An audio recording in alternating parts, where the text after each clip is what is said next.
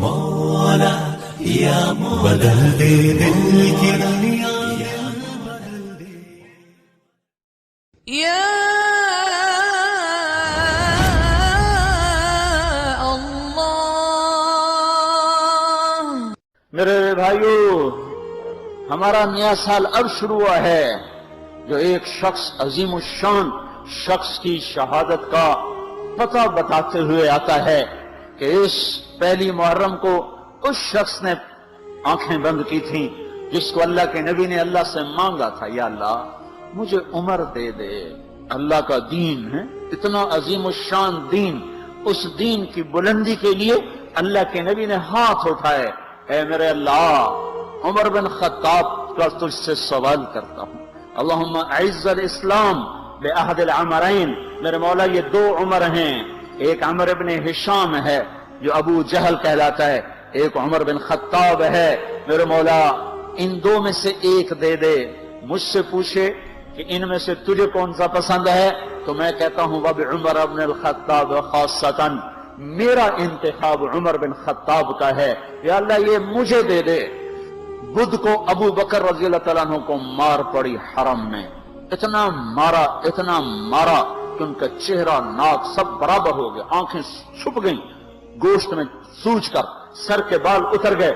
بنو تیم نے آ کے اٹھا کر لے کر انہیں اعلان کیا اگر ابو بکر مر گیا تو اس کے بدلے میں ہم عتبہ کو قتل کریں گے، اور اتنے ٹائٹ اور سنگین صورتحال سارے مکے میں ہو گئی۔ صبح تک ہوش نہیں آیا، آخری پہر میں ہوش آیا تو ہوش میں آتے ہی فرمایا ماذا فعل رسول اللہ، اللہ کے رسول کا کیا حال ہے؟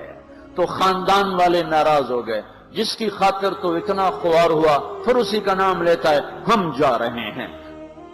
پھر ماں سے کہنے لگے چلو اس کو کچھ کھلا پلا تو دو، رشتے ناطے کا بڑا خیال کرتے تھے قریش۔ ماں نے دودھ پلانا چاہا، کہا نہیں پہلے مجھے بتاؤ اللہ کے نبی کا کیا حال ہے، پھر دودھ پیوں گا۔ تو ان کی ماں تو بھی مسلمان نہیں ہوئی تھی، کہ مجھے کیا پتا تیرے ساتھی کا کیا حال ہے، تو ام جمیل کو بلاؤ۔ ام جمیل حضرت عمر کی بہن ام جمیل آ گئیں، پوچھا اللہ کے نبی کہاں ہیں؟ کہا زید بن ارقم کے گھر پر ہیں۔ ٹھیک ہیں، کہا نہیں جب تک دیکھ نہ لوں مجھے چین نہ آئے گا۔ تو حال یہ تھا، ایک کندھا ماں کے کندھے پر ہاتھ رکھا، ادھر ام جمیل کے کندھے پر ہاتھ رکھا، پاؤں سے گھسٹتے ہوئے آپ زید بن ارقم کے گھر پر، گھر قریب تھا، دونوں ہی مسفلہ میں رہتے تھے، جس کو آج مسفلہ کہتے ہیں۔ مکہ ٹاور جو لوگوں نے دیکھا ہے، مکہ ٹاور کے پیچھے ہی ابو بکر کا گھر تھا، اسی طرف میں تھوڑا سا آگے زید بن ارقم کا گھر تھا۔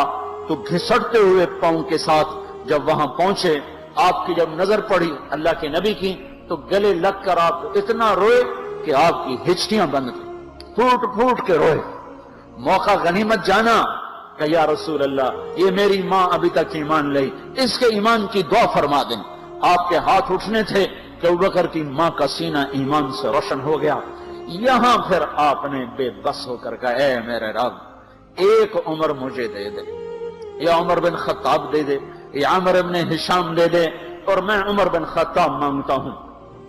یہ جمعرات کو رات کا واقعہ، بدھ جمعرات کی درمیانی رات کو دعا مانگی گئی ہے۔ ادھر صبح مشورہ ہو رہا ہے کہ محمد کا صلی اللہ علیہ وسلم کا کام بہت تیز ہو گیا ہے، اس کا کیا کیا جائے؟ مختلف رائے، عمر کی رائے آ رہی اسے قتل کر دیا جائے، عمر کی رائے آ رہی ہے قتل کر دیا جائے۔ اوپر کیا فیصلے ہو چکے ہیں، نیچے کیا نظام چل رہے ہیں، پھر کون قتل کرے؟ کہ میں خود قتل کروں گا، میں خود قتل کروں گا۔ سارے قریش کہنے لگے بے شک تو ہی اس قابل ہے کہ تو اس کو قتل کر سکے، اور کسی میں یہ ہمت نہیں ہے۔ بنو ہاشم سے، بنو مطلب سے کون ٹکر لے گا؟ ننگی تلوار لے کر جا رہے ہیں، یہ نہیں پتا خود قتل ہونے کے سامان پیدا ہو چکے ہیں۔ راستے میں نعیم بن مسعود ملتے ہیں، ارے عمر یہ سونتی ہوئی تلوار اور یہ غصے کے آثار کیا قصہ ہے؟ کہا آج محمد کا کام نمٹا دوں گا۔ کہنے لگے پہلے گھر کی خبر تو لے، کیوں؟ کہ تیری بہن مسلمان ہو چکی ہے، تیرے بہنوں ہی مسلمان ہو چکے ہیں۔ سارا غصہ ادھر منتقل ہو گیا، سیدھے پہنچے دروازے پہ دستک، وہاں خباب رضی اللہ تعالیٰ عنہ وہ ان کو قرآن پڑھا رہے تھے، دستک دی، ام جمیل نے ہوئی تو عمر آ گئے، خباب بھاگ کے اندر چھپے اور اندر تشریف لائے، آتے ایک تھپڑ مارا بہن کے منہ پر کہ تو بے دین ہو گئے، اور بہنوئی کو گرا کے مارنا شروع کیا، خون و خون کر دیا۔ سعید بن زید، یہ بھی عشرہ مبشرہ میں سے ہیں، سعید بن زید۔ حضرت عمر رضی اللہ تعالیٰ عنہ کو یہ فضیلت حاصل ہے کہ عشرہ مبشرہ میں یہ ایک خاندان کے دو آدمی ہیں، عمر بن خطاب، سعید بن زید۔ سعید بن زید بہنوئی ہیں، یہ دونوں سالہ بہنوئی، دونوں عشرہ مبشرہ میں سے ہیں۔ جب مار مار تھک گئے تو ام جمیل نے کہا عمر جو کرنا ہے کر لے، حق نہیں چھوڑیں گے۔ غصہ اتر چکا تھا، قرآن باہر پڑا رہ گیا تھا کہ یہ کیا ہے، دکھاؤ کہ نہیں تو ناپاک ہے، نہیں دکھاؤں، ہاتھ نہیں لگا سکتے۔ تو ندامت تھی بہن کے خون دیکھ کر کہ تو میں کیا کروں، کہ پہلے نہاؤ پھر پکڑ سکتے ہو۔ نہائے، پکڑا، نصیب کے فیصلے بدل چکے تھے۔ سامنے آیا طٰہ ما انزلنا علیک القرآن لتشقى الا تذکرۃ لمن یخشى تنزیل ممن خلق الارض والسماوات العلی الرحمن علی العرش استوى له ما في السماوات وما في الارض وما بينهما وما تحت الثرى وان تجهر بالقول فانه يعلم السر واخفى الله لا اله الا هو له الاسماء الحسنى وهل اتاك حديث موسى إذ رأى نارا فقال لأهلهم امكثوا إني آنست نارا لعلي آتيكم منها بقبس أو أجد على النار هدى فلما أتاها نودي يا موسى إني أنا ربك فاخلع نعليك إنك بالوادي المقدس طوى وأنا اخترتك فاستمع لما يوحى إنني أنا الله لا إله إلا أنا۔ جب یہاں پہنچے تو دل کپ کپا گیا، ایک دم ایمان اندر میں اترا، جسم فراشہ طاری ہو گیا کہ مجھے محمد کے پاس لے چلو۔ تو اسی وقت خباب نکل آئے کہ مبارک مبارک عمر، لگتا ہے رات کی دعا تیرے حق میں قبول ہو گئی۔ تلوار اسی طرح ہاتھ میں زید بن ارقم کے گھر کی طرف چلے کہ وارڈ میں صحابہ نے دیکھا یا رسول اللہ عمر آ رہا ہے۔ حمزہ پہلے اسلام لا چکے تھے، فرمایا آنے دو، نیت ٹھیک ہے تو اس کا نصیب ہے، اگر نیت خراب ہوگی تو اسی کی تلوار سے اس کا سر اڑا دیا جائے گا۔ اندر آئے، دروازے پر دستک دی، اندر آئے تو آپ نے دیکھا اور ایسے دامن پکڑ کے جھٹکا دیا، اما آن لک ان تشہد ان لا الہ الا اللہ۔ عمر کیا ابھی وقت نہیں آیا کہ تو کہہ دے لا الہ الا اللہ؟ ان کا ہاں وقت آ گیا، میں کہتا ہوں لا الہ الا اللہ محمد الرسول اللہ۔ یہ کہنا تھا کہ خوشی کی لہر دوڑی، صحابہ نے تکبیر کہی، اسی وقت جبریل اترے، عرض کی یا رسول اللہ آپ کو عمر کے اسلام پہ خوشی ہو رہی ہے؟ فرمایا ہاں ہو رہی ہے، کہ سارے آسمان کے فرشتے بھی خوش ہو رہے ہیں۔ کیا عمر مسلمان ہوا؟ کیا ماؤں نے لال جنے تھے؟ کیا دھرتی نے انسان دیکھے تھے؟ آج تک دنیا ایسا بادشاہ نہ دکھا سکی جو 22 لاکھ مربع میل پہ حکومت کر کے مسجد میں جھاڑو دے رہا ہو، جو 22 لاکھ مربع میل پر حکومت کر کے پانی کی مشق کندھے پہ اٹھا کے بیوہ عورتوں کے گھر میں گھڑوں میں پانی بھرنے جا رہا ہو۔ امیر المومنین کہاں جا رہے ہو؟ فلاں اماں کے گھڑے میں پانی بھرنے جا رہا ہوں، فلاں کے گھر میں پانی بھرنے جا رہا ہوں۔ 22 لاکھ مربع میل پہ حکومت کر کے دھرتی نے ایسا بادشاہ نہیں دیکھا جو اونٹ چراتا پھر رہا ہو، اور جو بیت المال کا اونٹ گم ہوا، چولے کو باندھا اور دوڑ لگائی، آگے احنف بن قیس ملے، ارے کہاں جا رہے ہو امیر المومنین؟ کہ تو بھی آجا، بیت المال کا اونٹ گم ہو گیا ہے، مل کے تلاش کریں۔ پتہ نہیں کتنے مسلمانوں کا اس میں حصہ ہے۔ دھرتی ایسا بادشاہ نہ دکھا سکے گی، کوئی ایسا آیا ہی نہیں ہے کہ جو اتنی بڑی سلطنت کا مالک ہو اور کیکر کے درخت کے نیچے بغیر پیروں کے سو رہا ہو۔ یہ ہمارے چھوٹے چھوٹے حکمران، ووٹوں کے ذریعے سے کرسیوں پر بیٹھنے والے، ان بے وقوفوں کے آگے بھی پہرے پیچھے بھی پہرے، دائیں بھی پہرے، بائیں بھی پہرے، اوپر بھی پہرے، ان کی گاڑیاں بھی بلٹ پروف، یہ پھر بھی ڈرتے ڈرتے جا رہے کہ انہوں نے ظلم کیا، یہ اپنی ذات میں خوف زدہ ہو گئے۔ عمر نے اپنے نام کے ساتھ فاروق کا لقب آپ نے کہا عمر فرق بین الحق والباطل، عمر وہ عمر ہے جس نے حق اور باطل میں فرق کر کے دکھا دیا، اس لیے یہ فاروق ہے، اس نے حق اور باطل میں فرق کر کے دکھایا، یہ فاروق ہے۔ حسن بصری فرمایا کرتے تھے اپنی محفلوں کو عمر کے ذکر سے سجاؤ۔ حضرت عائشہ فرمایا کرتی تھی عمر کے تذکرے کیا کرو کہ جب عمر کا تذکرہ ہوتا ہے تو عدل کا تذکرہ ہوتا ہے، جب عدل کا تذکرہ ہوتا ہے تو اللہ کا تذکرہ ہوتا ہے۔ کہ ہم عائشہ رضی اللہ تعالیٰ عنہ فرمایا کرتی تھی اتنے بڑی سلطنت پر حکومت کرنے کے بعد اللہ کی راہ میں جانے والے مجاہدین کے گھر گیا کھڑا ہوا ہے، دروازے پہ دستک دے رہا ہے، بیٹی کوئی بازار سے سودا لینا ہو تو مجھے بتاؤ، تیرے گھر والا تو اللہ کی راہ میں ہے، میں تمہارے گھر کا سودا لے آؤں، کیا کیا چیز چاہیے؟ تم نے اپنے خامند کو خط لکھنا ہوگا، تم تو لکھنا نہیں جانتی، مجھے بتاؤ میں تیرے خامند کو تیری طرف سے خط لکھوں۔ اماں تیرا بیٹا اللہ کی راہ میں گیا ہوا ہے، مجھے بتا میں تیرے بیٹے کے نام تیری طرف سے خط لکھوں۔ اتنی بڑی جس کے سامنے کیسر اور کسرا زیر و زبر ہو گئے، تج کلا وہ زمین میں جا کے تہ خاک میں وہ سارے ہیرے لال جواہر، وہ زمین میں لوٹ پوٹ کرنے والا، کسرا کے تخت کو توڑنے والا اور روم کی طاقت کو توڑنے والا، آل ساسان کی طاقت کو توڑنے والا اور نوشیروان کے خزانے مدینے میں لانے والا اور خسر و پرویز کے خزانے مدینے میں لانے والا اور رومت الکبرى کے خزانے مدینے میں لانے والا خود اپنے کرتے میں 14 پیوند لے کے چل رہا ہے،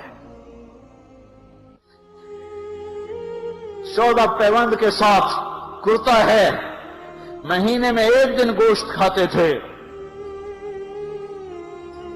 وہ روٹی کھاتے تھے کہ عام آدمی حلق کے نیچے نہیں لے جا سکتا تھا۔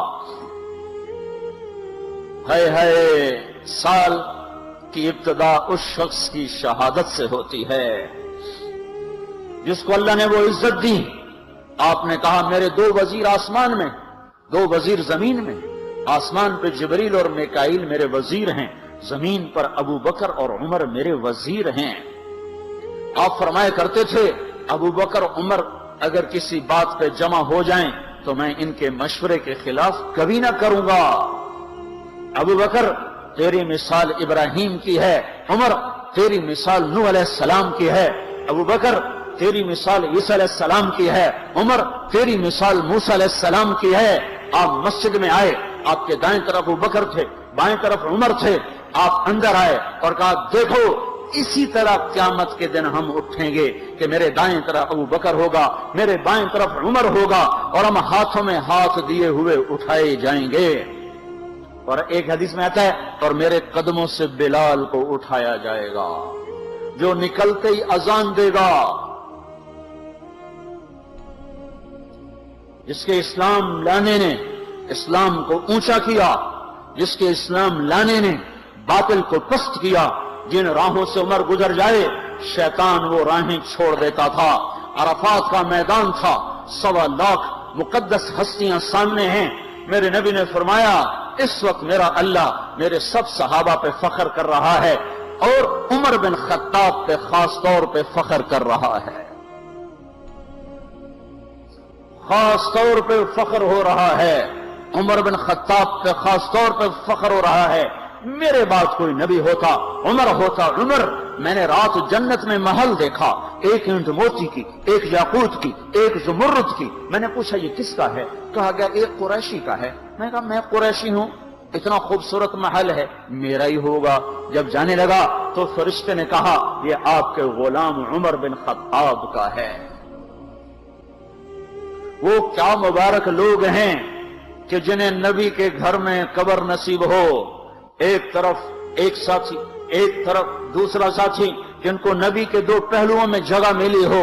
وہ کیسی عظیم ہستیاں اتنی بڑی سلطنت کا مالک اور اتنے بڑے عدل کی نشانی بن کر مدینے میں مسجد میں بیٹھے رو رہے ہیں۔ امیر المومنین کیوں رو رہے ہو؟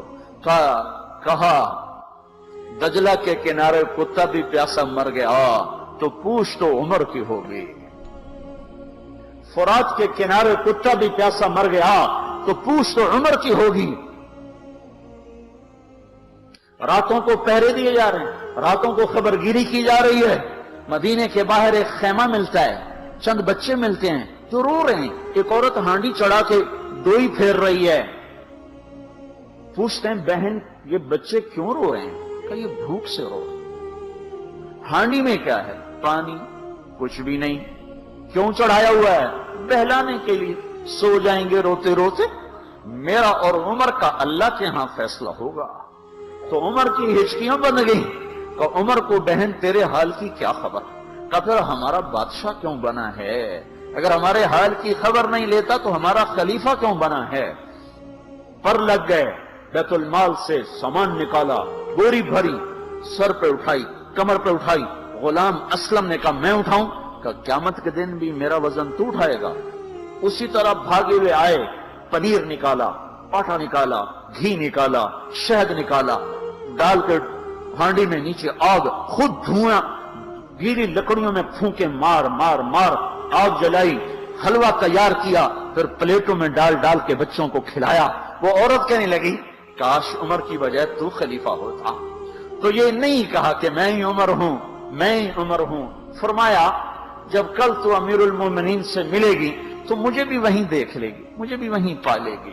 پھر وہاں بیٹھ کے دیکھتے رہے، اٹھ کے چل دیے، بچے ہنسنے لگے، کھیلنے لگے، تو اپنے غلام سے فرمایا میں نے انہیں روتا دیکھا تھا، میرا جی چاہا میں انہیں ہنستا بھی دیکھوں۔ 22 لاکھ مربع میل پہ اسلام پھیلا کر حکومت اس سے بھی بڑے علاقے میں لوگوں نے کی، چنگیز نے اس سے زیادہ فتوحات کی، محمود غزنوی نے اس سے زیادہ کی، سکندر تیمور نے اس سے زیادہ کی، پر فتوحات کر کے یوں خدمت کر رہا ہو، پانی بھر رہا ہو، اونٹ چرا رہا ہو، امامت کرا رہا ہو، 14 پیوند لگے کپڑوں کے ساتھ خلافت کے تخت پر بیٹھا ہوا ہو، یہ دھرتی میں پھر کوئی نہیں آئے گا۔ السلام علیکم۔ آج ایک بات اور شیئر کرنی تھی آپ سے کہ زندگی میں اگر خوش رہنا چاہتے ہو تو یہ کام کر لو۔ جیسے اکارڈنگ ٹو می اللہ کا ذکر، الا بذکر اللہ تطمئن القلوب، وہ ہے اللہ کا ذکر۔ اطمینان اور سکینہ جو ملے گی وہ ہے اللہ کے ذکر سے۔ ایک سٹوری میں آپ کو سناتا ہوں، فیکٹ ہے یا نہیں ہے لیکن وی کین لرن، ہم اس سے سیکھ سکتے ہیں کہ کیسے زندگی گزاری جاتی ہے۔ 3 لوگ ہیں جو ایک جگہ کمرہ لیتے ہیں، روم لیتے ہیں، اور وہ روم ہوتا ہے 75 فلورز پہ، یعنی کہ 75ویں منزل پہ۔ اور وہاں کا ایک رول ہے کہ 10 بجے کے بعد وہاں کی جو لفٹ ہے، ایلیویٹر، وہ بند ہو جاتی ہے۔ تو ایک دن وہ تینوں لیٹ ہو گئے، اور لیٹ ہونے کے بعد انہیں کافی پریشانی فیس کرنی پڑی کہ اب ہمیں پیدل جانا پڑے گا، وہ بھی سیڑھیوں سے 75 فلورز پہ۔ تو اس اکارڈنگ پہلے بندے نے کیا کہا؟ پہلے نے یہ کہا کہ میں 25 منزل تک آپ کو خوش کرتے ہوئے، لطیفے سناتے ہوئے اور ہنساتے ہوئے، چٹکلے یا پھر کہہ سکتے ہیں ہم کچھ خوش کرنے والی ایسی باتیں، تو وہ 25ویں منزل تک لے جائے گا۔ 25 کے بعد دوسرا آدمی کہتا ہے کہ میں تمہیں اس کے بعد وہ چیزیں بتاؤں گا جو تمہاری لائف سے سکسیس ہو، جو آپ کی کریئر کے ہیکس ہوں، کیسے آپ کامیاب ہو سکتے ہیں۔ اور تیسرے نے غم زدہ شاعری بتائی، ایموشنل کر دیا۔ جیسے وہ کرتے کرتے اپنے روم تک پہنچے، اور پہنچنے کے بعد وہ کہتے ہیں میں اپنی زندگی کا ایک سب سے دکھ بھری چیز بتاؤں کہ کیا، کہ میں جو روم کی چابی ہے وہ میں نیچے ہی بھول گیا۔ اور دونوں جو ہے بڑے ہی غصہ ہوئے اس کے اوپر۔ تو اس واقعے سے ہم نے کیا سیکھا؟ What is to learn from this story? کہ ہم اپنی زندگی اسی طرح گزار رہے ہیں۔ پہلے 25 سال گھومنے پھرنے میں، مذاق میں، مستی میں، ماں باپ کی نافرمانی میں، اور دین سے کافی دور. اگلے 25 سال ٹھوکریں کھائیں اور پیسے کیسے کمانے ہیں, بزنس کیسے کرنا ہے, جاب کیسے کرنی ہے, ان چیزوں میں. اس سے اگلے 25 سال کہ ہم نے بچے کیسے رکھے, ہم نے اپنی لائف کیسے سٹارٹ کی, ہم کیا کرتے تھے, کیا تھے, پیسے کیسے کمانے ہیں, سکسیسفل کیسے ہونا ہے, یہ سارا ٹائم ان میں گزر گیا. لیکن وہ دروازہ جس چیز سے کھلتا ہے وہ چیز آپ پیچھے ہی چھوڑی آئے. دا سکسیس آف کی جو فلسفہ تھا زندگی کا, جو ایکچوئل میں ہمیں سیکھنا تھا کہ ہمیں زندگی کیسے گزارنی ہے, کیسے اپنے وقت کو لے کر چلنا ہے, کس طرح اللہ کی عبادت, اللہ کا ذکر کرنا ہے. تو وہ فلسفہ دین کا فلسفہ ہے جو ہمیں بچپن میں ہی سیکھنا تھا. اپنے دین کو فالو کریں, دین پر چلیں, اور دین کو مت یہ سمجھو کہ دین جو ہے صرف نیچے کے لوگوں کے لیے ہے, مولویوں کے لیے ہے, جو حافظ ہیں, قاری ہیں, ان کے لیے ہے, جو ان کی اولادیں ہیں ان کے لیے ہے. نہیں, جو دین کا راستہ ہے بہت خوبصورت راستہ ہے. تو کبھی بھی ایسا نہ سمجھیں کہ ہم دین میں نہیں جا سکتے, دین میں صرف وہی لوگ جا سکتے ہیں جو مولوی ہیں, قاری ہیں. نہیں, دین بہت خوبصورت ہے, آپ اس پہ عمل کریے. اور لیکچر سننے سے علم حاصل لیکچر سننے سے اگر آپ کو علم حاصل نہیں ہو رہا ہے پھر عمل بھی کریے. کیونکہ ہمارا کیا ہوتا ہے, ہم لیکچر تو سنتے ہیں, بیان تو سنتے ہیں, لیکن ہم اس پر عمل نہیں کرتے. لیکچر سنتے ہیں, آپ اسپیچز سنتے ہیں, that's good, but somehow we can learn, somehow we can practical. I hope کہ this lecture is beneficial for you. جزاک اللہ خیر. السلام علیکم. اعوذ باللہ من الشیطان الرجیم. بسم اللہ الرحمن الرحیم. حضور اقدس صلی اللہ علیہ وسلم نے فرمایا کہ ایک شخص ایک جنگل میں تھا. اس نے ایک بادل میں سے آواز سنی کہ فلاں شخص کے باغ کو پانی دے. اس آواز کے بعد فوراً وہ بادل ایک طرف چلا اور ایک پتھریلی زمین میں خوب پانی برسا, اور وہ سارا پانی ایک نالے میں جمع کر کے چلنے لگا. یہ شخص جس نے آواز سنی تھی اس پانی کے پیچھے چل دیا. وہ پانی ایک جگہ پہنچا جہاں ایک شخص کھڑا ہوا بیلچے سے اپنے باغ میں پانی پھیر رہا تھا. اس نے باغ والے سے پوچھا کہ تمہارا کیا نام ہے؟ انہوں نے وہی نام بتایا جو اس نے بادل میں سے سنا تھا. پھر باغ والے نے اس سے پوچھا کہ تم نے میرا نام کیوں دریافت کیا؟ اس نے کہا کہ میں نے اس بادل میں جس کا پانی یہاں آ رہا ہے یہ آواز سنی تھی کہ فلاں شخص کے باغ کو پانی دے, اور تمہارا نام بادل میں سنا تھا. تم اس باغ میں ایسا کیا کام کرتے ہو جس کی وجہ سے بادل کو یہ حکم ہوا کہ اس کے باغ کو پانی دو؟ باغ والے نے کہا کہ جب تم نے یہ سب کہا تو مجھے بھی کہنا پڑا. میں اس کے اندر جو کچھ پیدا ہوتا ہے اس کو 3 حصے کرتا ہوں. اللہ اکبر. ایک حصہ یعنی کہ تہائی تو فوراً اللہ کے راستے میں صدقہ کر دیتا ہوں, اور ایک تہائی میں اور میرے اہل و عیال جو اس کے اہل و عیال ہیں اس کے کھاتے ہیں, اور ایک تہائی اسی باغ کی ضروریات میں لگا دیتا ہوں.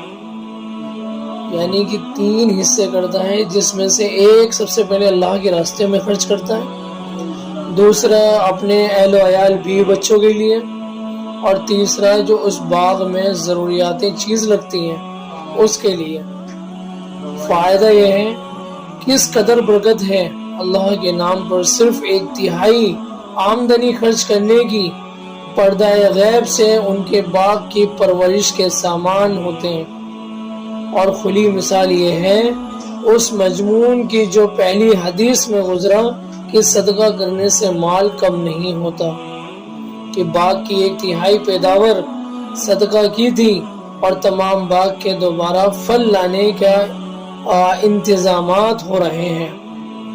اس حدیث شریف سے ایک بہترین سبق بھی حاصل ہوتا ہے، وہ یہ ہے کہ آدمی کو اپنی آمدنی کا کچھ حصہ اللہ کے راستے میں خرچ کرنے کے لیے معین کر لینا زیادہ مفید ہے، اور تجربار بھی یہی ہے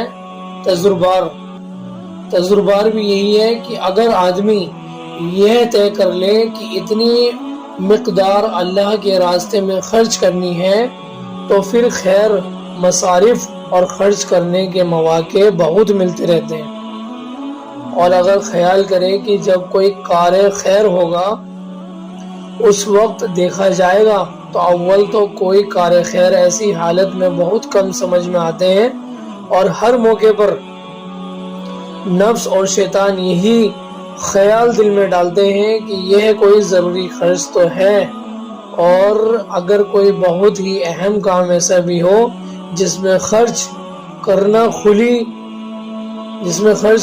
کھلی خیر ہے تو اکثر موجود نہیں ہوتا، اور موجودگی میں بھی اپنی ضروریات سامنے آ کر کم سے کم خرچ کرنے کو دل چاہتا ہے، اور اگر مہینے کے شروع ہی میں تنخواہ ملنے پر ایک حصہ علیحدہ کر کے رکھ دیا جائے یا روزانہ تجارت کی آمدنی میں سے صندوقچی کا ایک حصہ علیحدہ کر کے اس میں متعین مقدار ڈال دیا جائے کہ یہ صرف اللہ کے راستے میں خرچ کرنا ہے، تو پھر خرچ کے وقت دل تنگی نہیں ہوتی، یعنی کہ اگر وہ آدمی روز کی آمدنی میں سے نکال دیتا ہے تو دل میں یہ خیال نہیں آتا کہ اس کی یہ اتنا مال خرچ ہو گیا، تو وہ نکل جاتا ہے تو پھر وہ اللہ کے راستے میں دے دیا جاتا ہے کہ اس کو تو بہرحال وہ مقدار خرچ کرنا ہی ہے۔ بڑا مجرب نسخہ ہے، جس کا دل چاہے کچھ روز تجربہ کر کے دیکھ لے۔ اللہ اکبر، یعنی کہ ہماری جو تنخواہ آتی ہے مہینے کی ہے، اب اس میں سے ہم تھوڑا اللہ کے راستے میں خرچ کر دیں تو اللہ تعالیٰ جو ہے تو آسانی فرما دیں گے۔ اللہ تعالیٰ ہمیں صدقہ کرنے کی توفیق عطا فرمائے۔